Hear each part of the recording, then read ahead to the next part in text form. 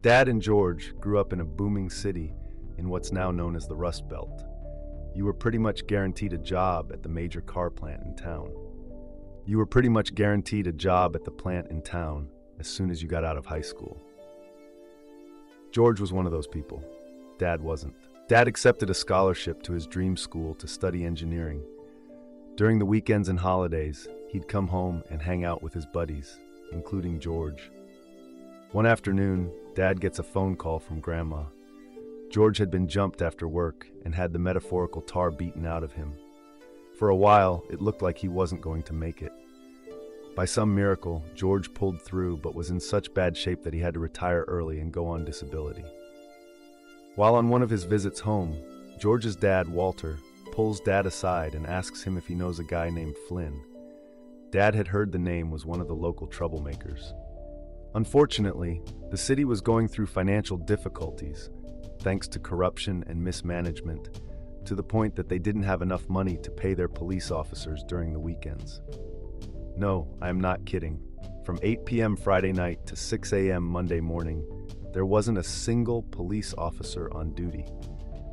Since the assault took place on Friday night, there wasn't much anyone can do. Dad asked Walter what he was going to do about it. Walter looked at him with a stern face and said, "I take care of my own." Walter was an Army vet who had served during WWII and Korea. He never spoke about his time, claiming he was a radio technician and never left the base. He never breathed a word to anyone, even George's mother, his wife. The full story never came out until after George's death, when a letter Walter had written before his death was found in George's possessions.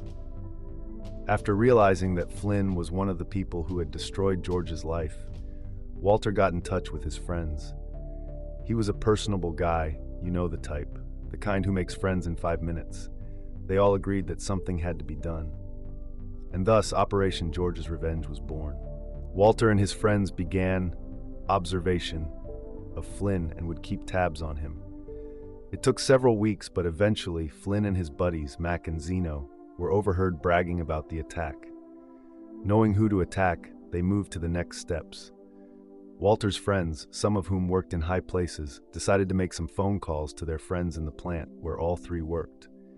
See, these friends were union, state was closed shop at the time, and, disgusted about what happened to George, they decided to make things difficult for them. They'd remove vital tools for emergency maintenance at the last minute, put them in positions they weren't good in, and rearrange the schedule so they got the worst shifts, to name a few. They also began a whispering campaign, so everyone at the plant knew what had happened.